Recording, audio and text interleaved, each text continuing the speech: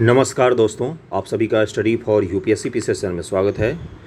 इसमें फिजिक्स के दृष्टि आईएएस के क्वेश्चन होंगे 110 करीब में, साइंस के हैं और बहुत ही बेहतरीन क्वेश्चन है जो आपके एग्ज़ाम में सीधे सीधे पूछे जा सकते हैं। उस तरह के क्वेश्चन मैं लेके आया हूँ और बहुत सारे लोग मैसेज कर रहे हैं अलग प्लेटफॉर्म पर। इकोनॉमिक्स का क्लास जो लेक्चर जो शुरू हुआ है, बहुत सारे पसंद आ रहे हैं लोगों को, बोल रहे डेली बेसिस पर लेने के लिए। देखो मेरे साथ दिक्कत क्या हो रही है ना, प्री का डेट नहीं आया है।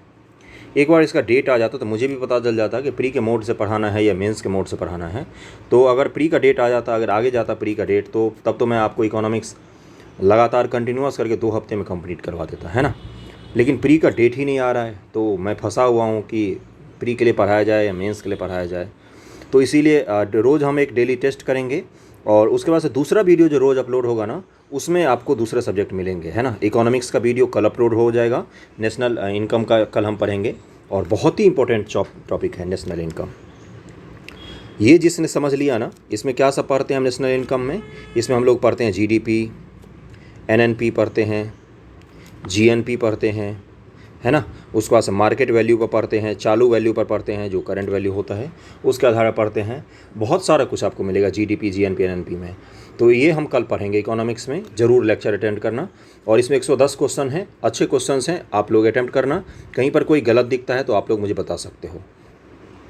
निम्नलिखित में किसने न्यूटन के पूर्व ही बता दिया था कि सभी वस्तुएं पृथ्वी की ओर गुरुत्वाकर्षित होती हैं? तो 24 का क्या आंसर हो जाएगा? किसने बताया था ये चीज़? इसका आंसर हो जाएगा ब्रह्मगुप्त जी ने बताया था, ब्रह्मगुप्त। ओके। और इनकी पुस्तक का नाम क्या है? ब्रह्म सिद्धांत इनकी बुक का नाम है। क्या नाम है? ब्रह्म सिद्धांत, ब्रह्मगुप्त जी का। गुरुत्वाकर्षण का सिद्धांत किसने दिया था? तो 25 का आंसर क्या हो जाएगा? 25 का आंसर दिया हुआ है इस बुक में सी, यानी कि आइजैक न्यूटन ने। ये तो सबको पता होगा।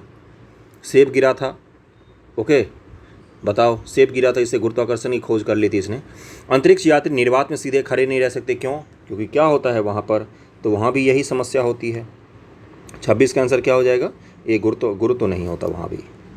अंतरिक्ष यान जो चक्कर लगा रहा है से एक सेब छोड़ा जाता है तो वह क्या होगा? अंतरिक्ष यान जो चक्कर लगा रहा है उससे अगर हम सेब को एक बाहर छोड़ दें तो क्या हो जाएगा? तो 27 का क्या आंसर हो जाएगा? इसका आंसर हो जाएगा अंतरिक्ष यान के साथ साथ ही वो गतिमान होगा, उसी गति से। अगला है कि लकड़ी, लोहे व मोम के समान आकार के टुकड़ों को समान ऊंचाई से पृथ्वी पर गिराया जाए, कौन सा टुकड़ा सर्वप्रथम पृथ्वी की सतह पर पहुँचेगा? लकड़ी, लोहा व मोम।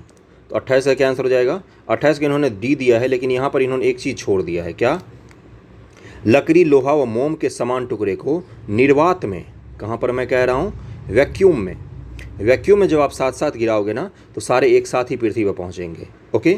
समान आकार को टुकड़ों के समान ऊंचाई से गिराया जाए तो कौन सा टुकड़ा सर्वप्रथम पृथ्वी की सतह पर पहुँचेगा? तो इसमें क्या हो जाएगा? वैक्यूम में जब हम तीनों के साथ में गिराएंगे ना तो ये तीनों एक साथ ही पृथ्वी पर गिरेंगे। डी आंसर हो जाएगा। अगले क्वेश्चन पे चलते हैं कि हवा में लोहा और लकड़ी के समान भार की गेंद को समान ऊंचाई से गिराने पर क्या होगा? तो 29 का क्या आंसर हो जाएगा? लकड़ी की गेंद बाद में गिरेगी। लोहा और लकड़ी के समान भार की गेंद को समान ऊंचाई से गिराने पर। ओके। जब कोई वस्तु ऊपर से गिराई जाती है तो उसका भार क्या होगा? 30 का आंसर क्या हो जाएगा? अपरिवर्तित ही रहता है, भार तो एक ही जैसा रहेगा ना। 2 गेंद ए तथा बी क्रमशः 10 किलोग्राम और 1 किलोग्राम की हैं। एक है 10 किलोग्राम का, एक है 1 किलोग्राम का। उन्हें 20 मीटर की ऊंचाई के साथ एक साथ गिराया जाता है तो निम्नलिखित में कौन सा सही होगा? ये बताना है आपको। पहला है भूमि पर ए पहले पहुंचेगी, बी पहले पहुंचेगी, भूमि पर दोनों ए और बी साथ पहुंचेंगे, उपयुक्त में से कोई नहीं। तो 31 का क्या आंसर हो जाएगा? इसका आंसर हो जाएगा, इससे आंसर इसमें दिया हुआ है सी, यानी कि भूमि पर दोनों ए और बी साथ पहुंचेंगे। किसी पिंड का भार पृथ्वी तल पर सब जगह समान होता है, ध्रुव पर सर्वाधिक होता है, विषुवत रेखा पर अधिक होता है, मैदान की अपेक्षा पहाड़ों पर अधिक होता है। तो 32 का आंसर क्या हो जाएगा? ध्रुव पर सर्वाधिक होता है। किसी भी पिंड का भार ध्रुव पर सर्वाधिक होता है। पृथ्वी ऐसे चपटी होती है तो विषुवत पर किसी चीज़ का भार कम हो जाता है और ध्रुव पर अधिक हो जाता है भार। ओके। ग्रेविटी यहाँ पर ज़्यादा लगती है, यहाँ पर ग्रेविटी तुलनात्मक रूप से कम लगती है। इसका एक और एप्लीकेशन क्या है? इसीलिए जितने अंतरिक्ष में प्रक्षेपण यान प्रक्षेपित किए जाते हैं या अंतरिक्ष में जो भी रॉकेट भेजा जाता है, जो भी कुछ भेजा जाता है, तो जो प्रक्षेपण का स्थल होता है ना, उसको विषुवत रेखा के समीप रखने की कोशिश की जाती है। ओके। मैंने क्या बोला? जो अंतरिक्ष स्टेशन बनाए जाते हैं पृथ्वी पर, जहाँ से अंतरिक्ष के लिए सामान भेजा जाता है, रॉकेट भेजा जाता है, प्रक्षेपास्त्र भेजा जाता है, तो उसको हम लोग कहाँ बनाते हैं? तो विषुवत के करीब बनाते हैं, क्योंकि यहाँ पर ग्रेविटी कम लगता है तुलनात्मक रूप से। ओके। तो इसका आंसर क्या हो जाएगा? बी हो जाएगा। पीसा की झुकी हुई मीनार गिर नहीं जाती क्योंकि? 33 का आंसर क्या हो जाएगा? सेंटर ऑफ मास इसमें काम करता है। पीसा की झुकी हुई मीनार अगर आप देखेंगे तो ऐसे है, हल्का सा, इतना ज़्यादा टेढ़ा हो गया। इसका सेंटर ऑफ मास जो है ना, जो इसको रोक के रखा है आज तक गिरने से, जिस दिन सेंटर ऑफ मास अनबैलेंस्ड हो जाएगा उस दिन ये गिर जाएगी। तो 33 का आंसर क्या हो जाएगा? इसमें आंसर दिया हुआ है इसका डी। गुरुत्व केंद्र से जाने वाली ऊर्ध्वाधर लाइन रेखा तल के अंदर ही रहती है। ओके, जो पीसा की मीनार है इसका जो सेंटर ऑफ मास है ना, ये यहीं पर है अभी तक। ये जिस दिन इसके तल से बाहर गया ना, सेंटर ऑफ मास अनबैलेंस्ड हुआ, उस दिन पीसा की मीनार गिर जाएगी। यदि पृथ्वी और सूर्य की दूरी जो है उसके स्थान पर दोगुनी होती तो सूर्य तथा पृथ्वी पर गुरुत्वाकर्षण बल जो पड़ता है वह क्या होता? जो दूरी है पृथ्वी और सूर्य के बीच में वो अगर 2 गुनी से बढ़ जाए तो इसके बीच में जो ग्रेविटी लगती है उस पर क्या असर पड़ता? तो 34 का आंसर क्या हो जाएगा? इसका आंसर हो जाएगा सी। अब जितना है उसका 1/4 भाग लगता, 1/4 हो जाता ग्रेविटी। कथन है कि चंद्रमा पर मानव का वजन पृथ्वी की तुलना में 1/6 रहता है। चंद्रमा पर पृथ्वी की तरह गुरुत्वाकर्षण नहीं है। नहीं, गुरुत्वाकर्षण है लेकिन कम है। तो 35 का आंसर क्या हो जाएगा? इसका आंसर क्या हो जाएगा? सी। कथन सही है परंतु कारण गलत है। मानव शरीर का भार होता है ध्रुवों पर अधिकतम, पृथ्वी की सतह पर सब जगह एक समान, विषुवत रेखा पर अधिकतम, मैदानी भागों की अपेक्षा पर्वतों पर अधिकतम। तो इसका आंसर क्या हो जाएगा? 36 का ए हो जाएगा, ध्रुवों पर अधिकतम होता है। यदि पृथ्वी का गुरुत्वाकर्षण बल अचानक लुप्त हो जाए तो निम्न में से कौन सा परिणाम होगा? वस्तु का भार शून्य हो जाएगा परंतु द्रव्यमान वही रहेगा। अगला क्या है? वस्तु का द्रव्यमान शून्य हो जाएगा परंतु भार वही रहेगा। वस्तु का भार तथा द्रव्यमान दोनों शून्य हो जाएंगे, वस्तु का द्रव्यमान बढ़ जाएगा। तो 37 का आंसर क्या हो जाएगा? 37 का आंसर हो जाएगा कि इसका जो भार है वो शून्य हो जाएगा, द्रव्यमान कभी बदलता नहीं है। ओके, तो इसलिए इसका आंसर ए हो जाएगा। जैसे चांद पर जाओगे आप, ये भी क्वेश्चन पूछता है कि चंद्रमा पर जाने पर किसी इंसान के शरीर में क्या क्या बदलाव आ जाते हैं, तो उसका भार भले ही कम हो जाएगा, 1/6 हो जाएगा, द्रव्यमान वही का वही रहता है। ओके, अगले क्वेश्चन पर चलते हैं। 38 नंबर पर, पृथ्वी के चारों ओर परिक्रमा कर रहा कृत्रिम उपग्रह इसलिए पृथ्वी पर नीचे नहीं गिरता क्योंकि पृथ्वी का आकर्षण क्या है? तो 38 का आंसर क्या हो जाएगा? इसका आंसर हो जाएगा उसकी गति के लिए आवश्यक त्वरण प्रदान करता है ना। पृथ्वी हो गया, इसका गुरुत्वाकर्षण जो है ये इसको त्वरण प्रदान करता है इसके चारों तरफ घूमने के लिए। ओके, इसको जरूर ध्यान में रखना। अपने कक्ष में एक उपग्रह पृथ्वी का चक्कर लगाता रहता है, वह ऐसा निम्न में से किस कारण से करता है? तो 39 का क्या आंसर हो जाएगा? इसका आंसर हो जाएगा बी, केंद्रीय विमुख बल के कारण। केंद्रीय विमुख बल जो होता है उसके कारण सेंट्रीपिटल फोर्स काम करता है। कौन सा? Centripetal force. अब आप लोग समझ गए होंगे, सेंट्रीपिटल होता है, सेंट्रीफ्यूगल होता है केंद्र। अभी ये जो पहला वाला है अब केंद्रीय सेंट्रीफ्यूगल हो जाएगा और ये सेंट्रीपिटल होता है। ओके, अगला है, प्रकृति के ज्ञात बलों को 4 वर्गों में विभाजित किया जा सकता है, जैसे गुरुत्व, विद्युत, चुंबकत्व, दुर्बल नाभिकीय बल और प्रबल नाभिकीय बल। यही तो 4 मुख्य रूप से पृथ्वी पर बल मौजूद हैं। उनके संदर्भ में निम्नलिखित कथनों में से कौन सा एक सही नहीं है, ये बताना है आपको। ओके, गुरुत्व चारों में सबसे प्रबल है, यही तो गलत हो गया। 40 का यही असत्य हो गया, बाकी तो तीनों ही सही हैं। विद्युत चुंबकत्व तो सिर्फ विद्युत आवेश वाले कणों पर क्रिया करते हैं। दुर्बल नाभिकीय बल विघटन नाभिकता के कारण है। ओके, अगला प्रबल नाभिकीय बल परमाणु केंद्रक में प्रोटॉन और न्यूट्रॉन को धारित किए रखता है। तो ये तीनों ही सही हैं, पहला ही स्टेटमेंट इसका गलत था। लोलक की काल अवधि जो टाइम पीरियड होता है वो किस पर डिपेंड करता है? ये हमेशा लोलक की लंबाई पर निर्भर करता है। इसका आंसर बी हो जाएगा, 41 का बी हो जाएगा। अगला है कि लोलक घड़ियाँ गर्मियों में सुस्त हो जाती हैं, क्यों? तो 42 का क्या आंसर हो जाएगा? लंबाई पर डिपेंड करता है ना लोलक का, तो लंबाई इसकी गर्मियों में बढ़ जाती है। ओके, इसीलिए ये सुस्त हो जाती हैं। एक लड़की झूले पर बैठी स्थिति में झूला झूल रही है, उस लड़की खड़े हो जाने पर प्रदोल आवर्त काल क्या होगा? हिंदी बड़ा ही खतरनाक होता है साइंस का। जो लोगों ने इंग्लिश में साइंस पढ़ा होता है उनको बहुत दिक्कतें आती हैं, मुझे तो खासतौर पर बहुत दिक्कतें आई थी शुरू में। तो 43 का आंसर क्या हो जाएगा? इसका आंसर देखो, कोई लड़की है जो झूला बैठ के झूल रही है, वो जब खड़ी हो जाएगी तो उसका जो दोलन है उस पर क्या असर पड़ेगा, ये पूछा है आपसे। तो 43 का आंसर क्या हो जाएगा? दोलन कम हो जाता है। ये तो आप झूले पर बैठे हो तो वहाँ भी अनुभव कर सकते हैं। ओके, 44 नंबर है, इसमें कुछ स्टेटमेंट दिए हुए हैं। पहला है कि जब गोला मध्य स्थान से गुजरता है तो त्वरण शून्य होता है। मध्य स्थान से गुजरता, हर अपवर्तन में गोलक 2 बार किसी एक निर्दिष्ट वेग को प्राप्त करता है। दोलन के दौरान जब गोला चरम स्थिति पर पहुंचता है तो उसकी गति और त्वरण दोनों शून्य हो जाते हैं। सामान्य दोलक का दोलन आयाम समय के साथ कम होता जाता है। सामान्य दोलक की बात कर रहा है। ओके, तो 44 का आंसर क्या हो जाएगा? 44 का आंसर हो जाएगा इसका 1, 2 और 4 तीनों ही सही है। अगले पर चलते हैं। इस तरह क्वेश्चन आपसे नहीं पूछेगा। पेंडुलम घड़ी तीव्र गति से चल सकती है कब? तो अभी ही बताया, जब वो ग्रीष्म में शुष्क हो जाती है तो ठंड में क्या हो जाएगा, वो तेज हो जाएगी। तो 45 का आंसर क्या हो जाएगा, बी। पृथ्वी का पलायन वेग कितना है? एस्केप वेलोसिटी पूछ रहा है। एस्केप वेलोसिटी क्या होती है? वो वेलोसिटी जिस पर पहुंचने के बाद पृथ्वी का जो ग्रेविटेशन होता है वो आप पर काम नहीं करेगा। तो 46 का आंसर क्या हो जाएगा, वो है 11.2 किलोमीटर प्रति सेकंड है। प्रति सेकंड में 11.2 किलोमीटर है। अगला है, अगर किसी वस्तु का 8 किलोमीटर प्रति सेकंड के वेग से अंतरिक्ष में फेंका जाए तो क्या होगा? 8 किलोमीटर प्रति सेकंड के वेग से अंतरिक्ष में फेंक रहे हैं तो कुछ भी नहीं होगा, वापस फिर से धरती पर गिर जाएगा वो। तो 47 का आंसर क्या हो जाएगा, बी। 11.2 किलोमीटर प्रति सेकंड की रफ्तार चाहिए इसके ग्रेविटी से क्षेत्र से बाहर जाने के लिए। चंद्रमा पर वायुमंडल नहीं होने का क्या कारण है? 48 का आंसर क्या हो जाएगा, इस पर गैस अणुओं का पलायन वेग उसके वर्ग मध्य मूल वेग से कम होता है। मूल रूप से क्या है मैं बता देता हूँ। जो चांद का एस्केप वेलोसिटी है ना, चांद का जो पलायन वेग है वो कम है और जो गैस होते हैं उनका पलायन वेग ज़्यादा था इससे, इसलिए वो फिर चंद्रमा के ग्रेविटी से सारी गैसें बाहर हो गई और चंद्रमा की ग्रेविटी पर कोई भी गैस नहीं जम पाया। जिस दिन पृथ्वी का ग्रेविटी कमज़ोर होगा उस दिन सबसे पहले क्या होगा, हमारी वायुमंडल गायब हो जाएगी हमारे चारों तरफ से, है ना। तो इसी कारण से चंद्रमा पर वायुमंडल नहीं है, एस्केप वेलोसिटी के कारण। बॉल पेन किस सिद्धांत पर काम करता है? 49 का क्या आंसर हो जाएगा, इसका आंसर हो जाएगा सी, ये गुरुत्वीय बल पर काम करता है। ओके। अगला है, किसी पिंड का वजन किसके केंद्र से प्रतिक्रिया करता है? किसी पिंड का वजन किसके केंद्र से प्रतिक्रिया करता है? गुरुत्वाकर्षण, द्रव्यमान, दोनों, उत्प्लावकता। तो 50 का आंसर क्या हो जाएगा, इसका आंसर हो जाएगा सी, ए और बी दोनों ही हो जाएगा। गुरुत्वाकर्षण और द्रव्यमान दोनों से प्रतिक्रिया करता है। ओके। अगला है, जब गुरुत्वाकर्षण के प्रभाव का अधीन परावलयीय पथ में, पैराबोलिक पथ में जाने वाला विस्फोटक आवरण फटता है तो उसके अंशों का द्रव्यमान केंद्र किस ओर संचालित होता है? टफ क्वेश्चंस हैं, आपको स्टेटमेंट वाले क्वेश्चंस मिलेंगे। ओके। और प्रीवियस ईयर के थे इसलिए मैंने करवा दिए, बहुत ही अच्छे क्वेश्चंस हैं कुछ, इसलिए इसको ज़रूर करना। परावलयीय पथ में जा रहा है, पहले क्षैतिज और फिर परावलयीय पथ के साथ साथ ऊर्ध्वाधर से नीचे की ओर। ओके। अगला क्या है, अगला है कि मूल परावलयीय पथ के साथ साथ, और अगला है कि पहले ऊर्ध्वाधर ऊपर की ओर फिर ऊर्ध्वाधर नीचे की ओर। इस क्वेश्चन को छोड़ देना, आगे बढ़ जाना, अगर समझ में नहीं आ रहा हो तो मूल परावलयीय पथ के साथ साथ ही चलेगा इसमें। ओके।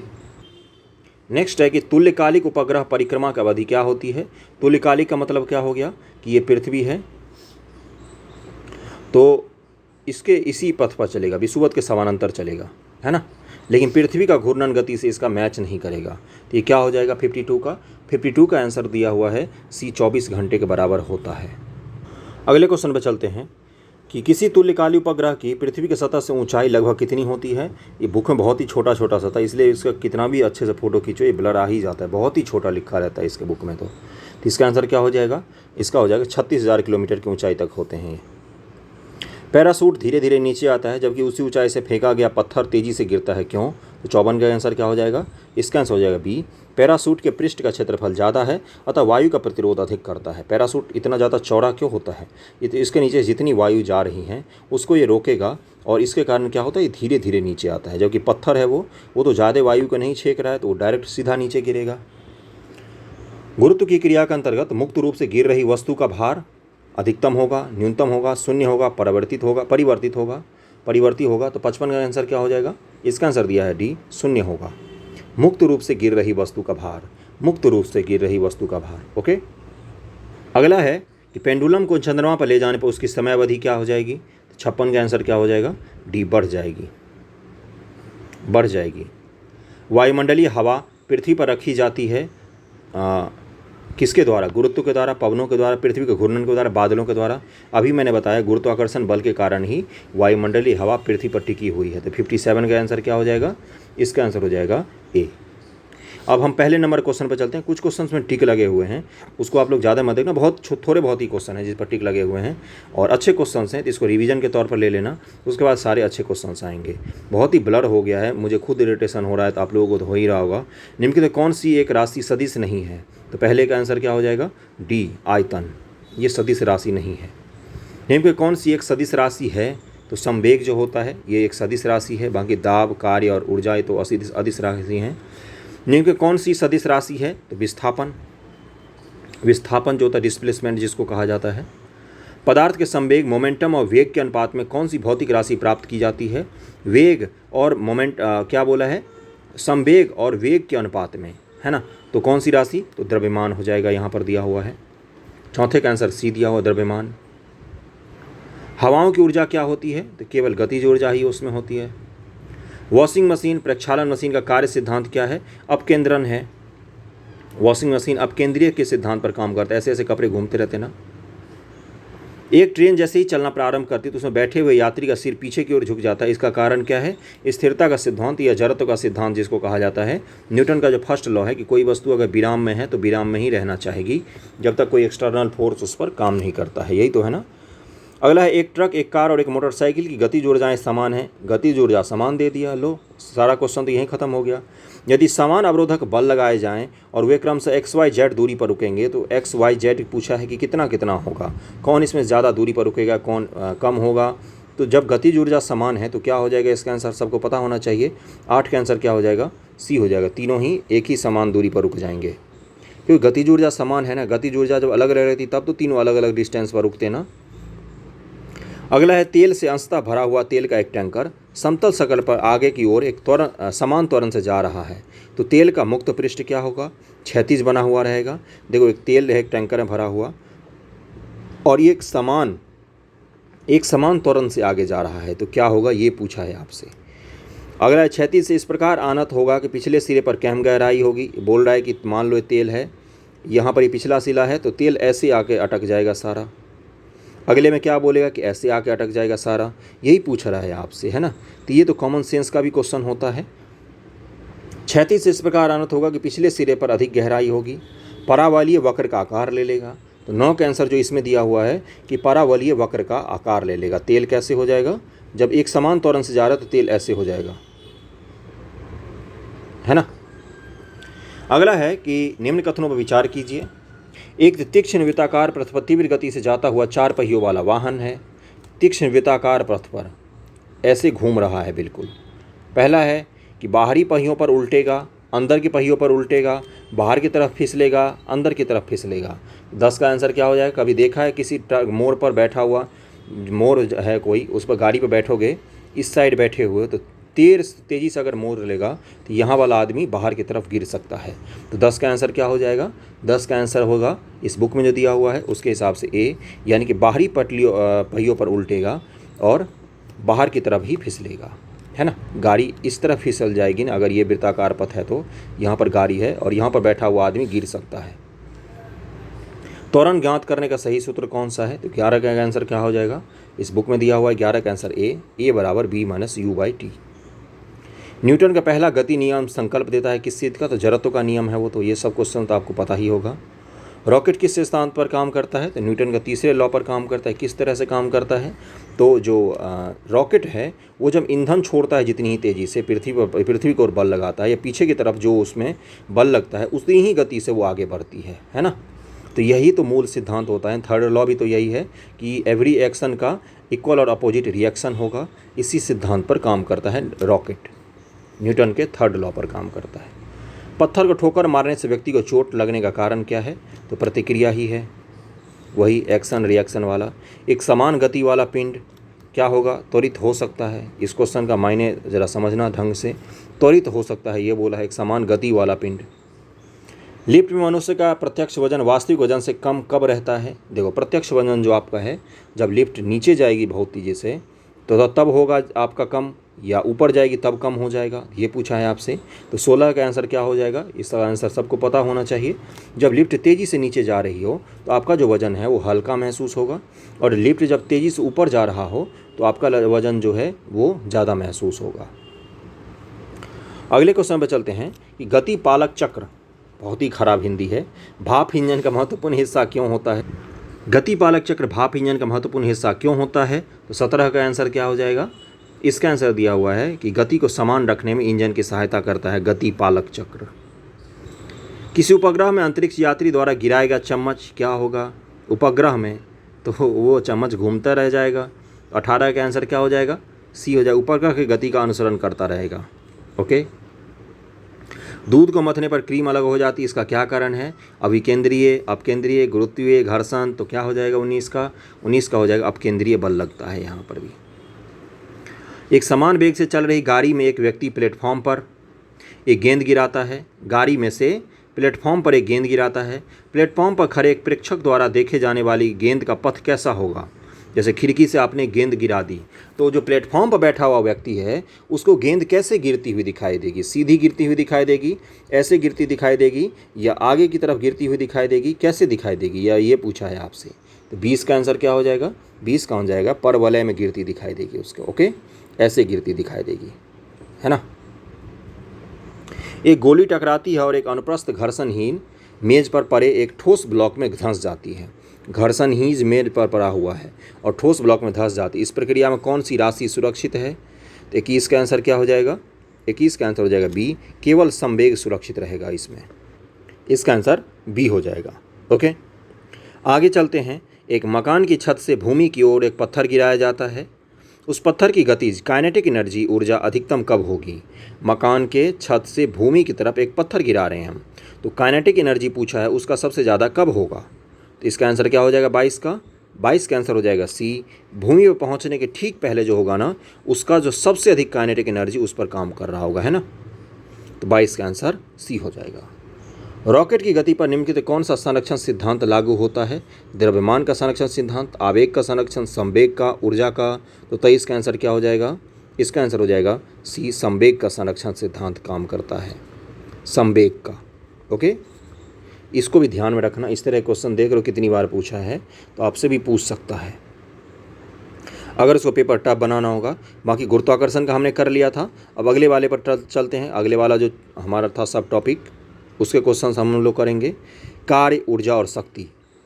साधारण यंत्र, सिंपल मशीन की बात कर रहे हैं, जैसे पुली जो होती है ना, जो कुएं वगैरह पर घिरनी लगी होती, उसकी बात कर रहा है। सामान्य भाषा में उसी को कहते हैं। साधारण यंत्र किसी व्यक्ति की सहायता करता है, किस तरह से? तो 58 का क्या आंसर हो जाएगा? इसका आंसर हो जाएगा बी, कम बल का प्रयोग करने पर, उतनी ही मात्रा में काम करने पर। पुली क्यों लगाई जाती है कुएं वगैरह पर? क्योंकि कम बल के प्रयोग द्वारा आप कुएं से पानी को खींच सकें। सिंपल मशीन कहा जाता है इसको।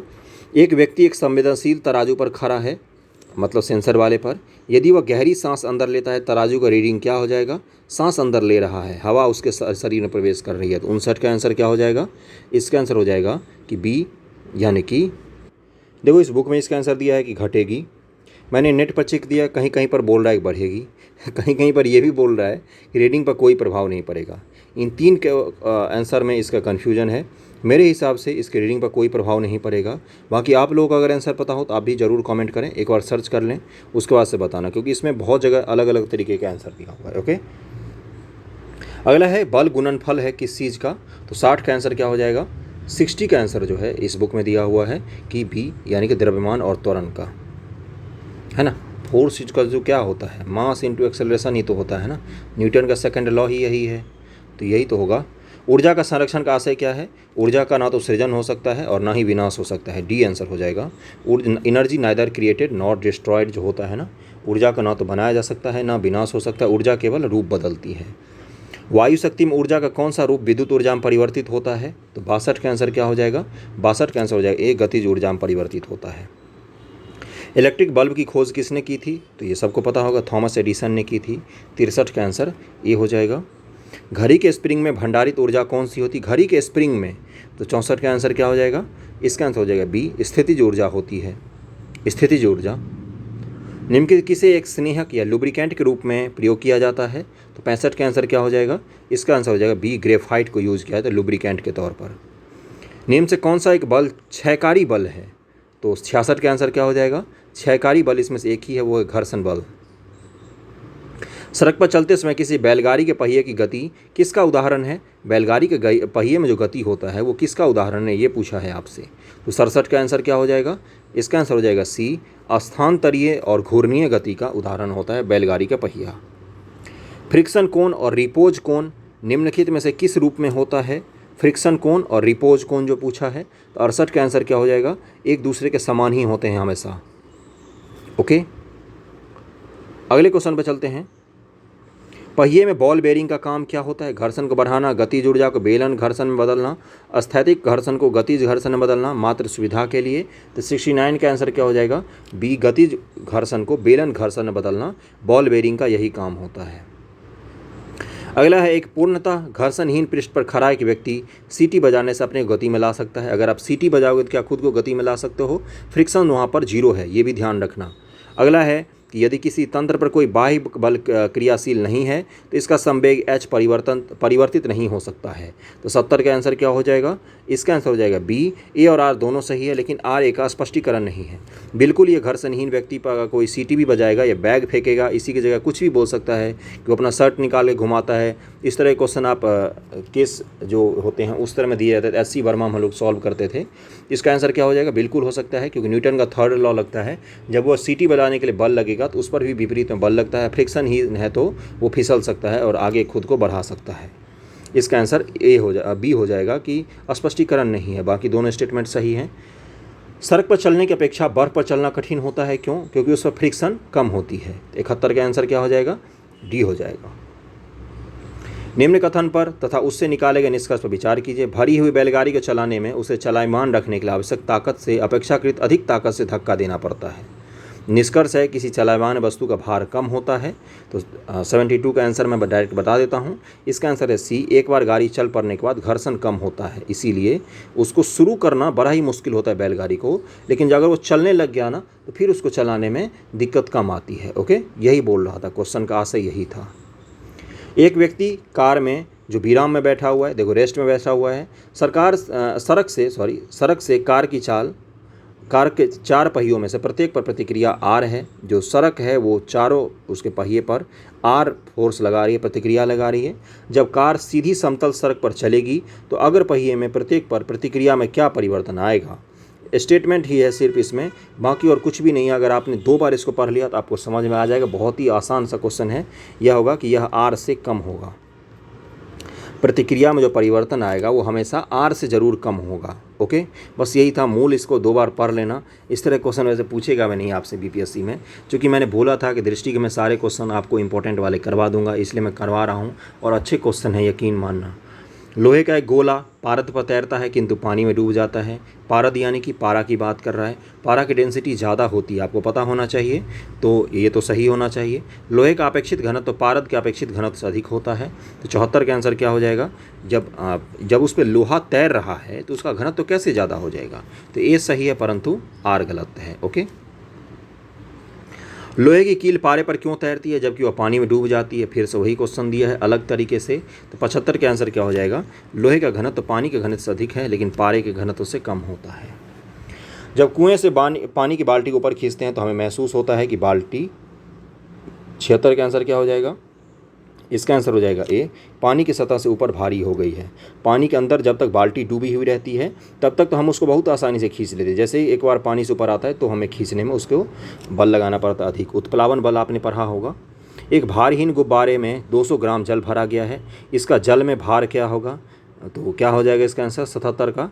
इसका हो जाएगा 0। ओके, ए दिया हुआ है आंसर।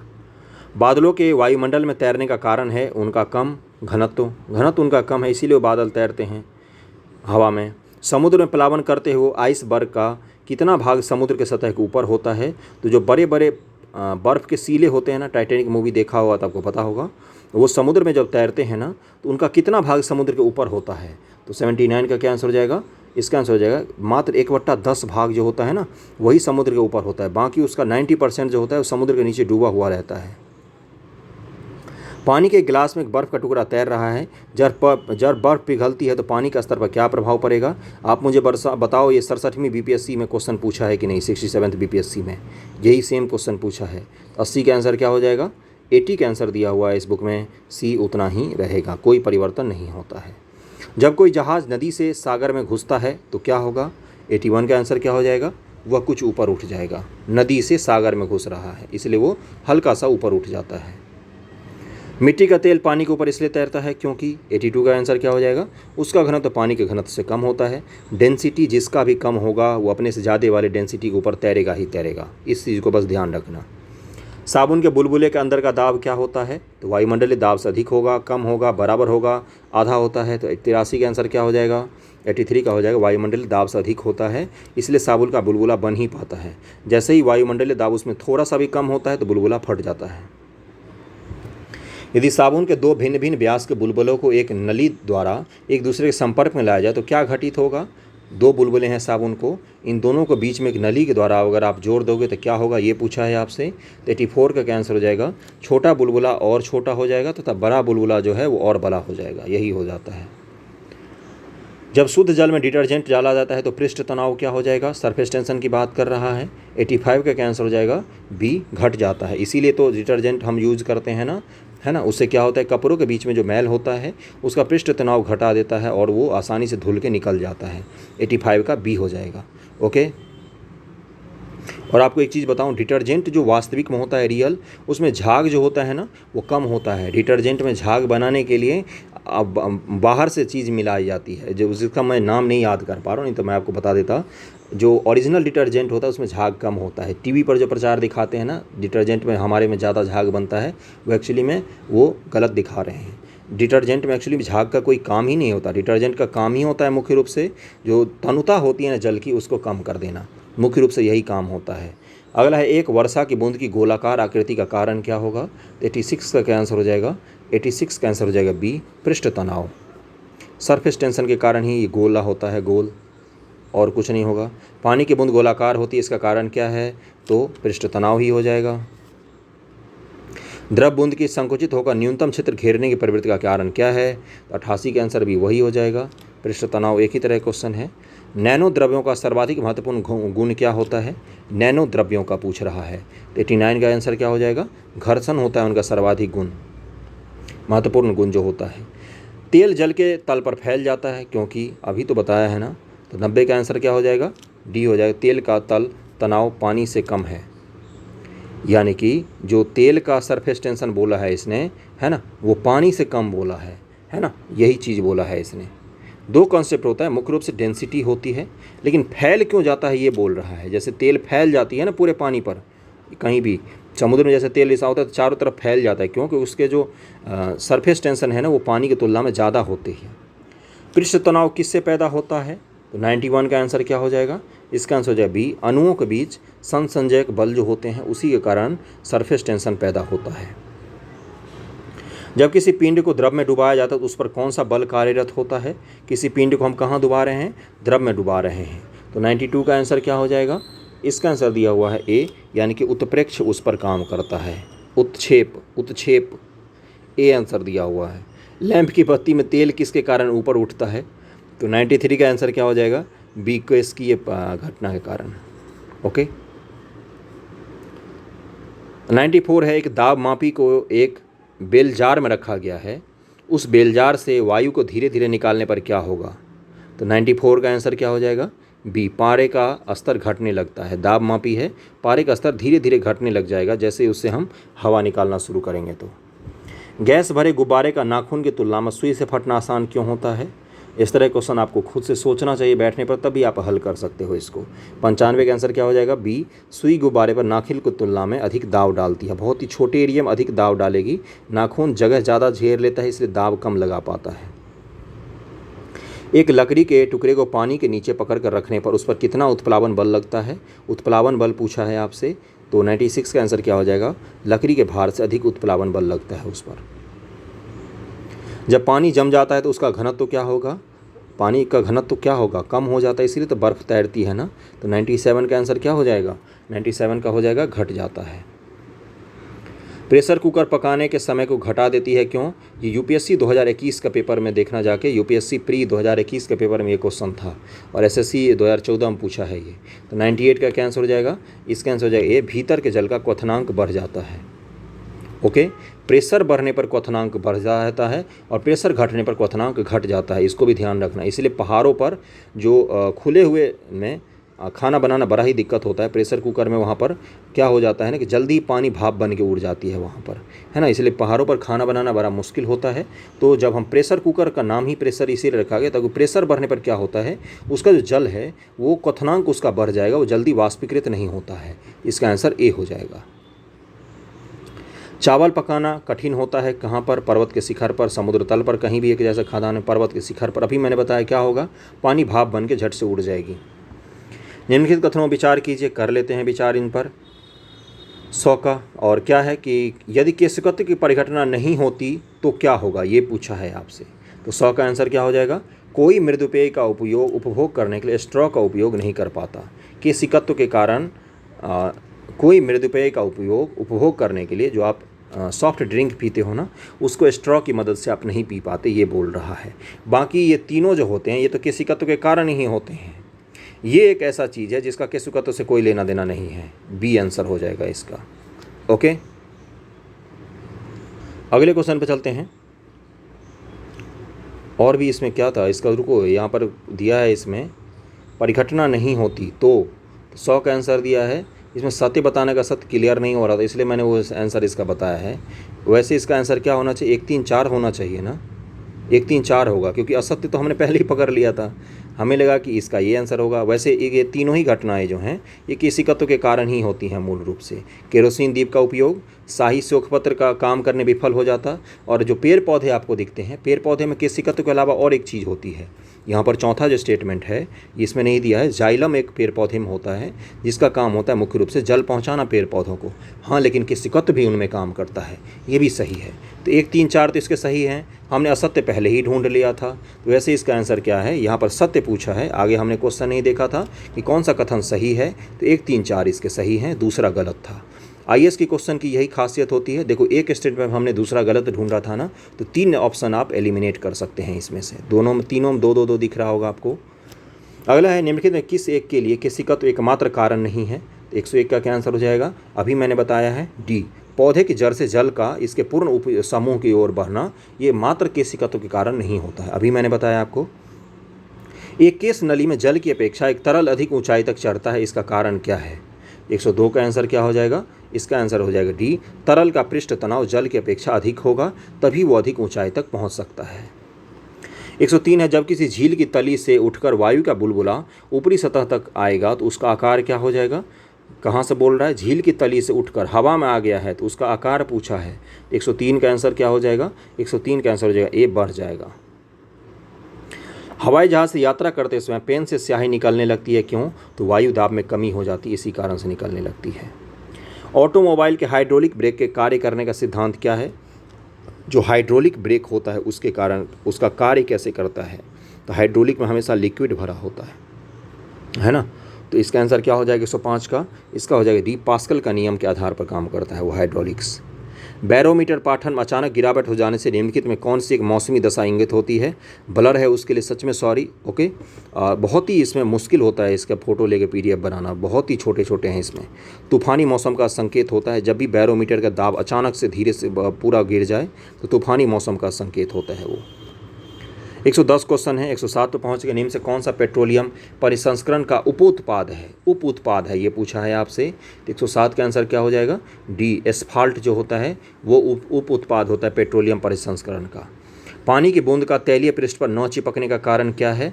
तो 108 का आंसर क्या हो जाएगा, आसंजक बल का अभाव।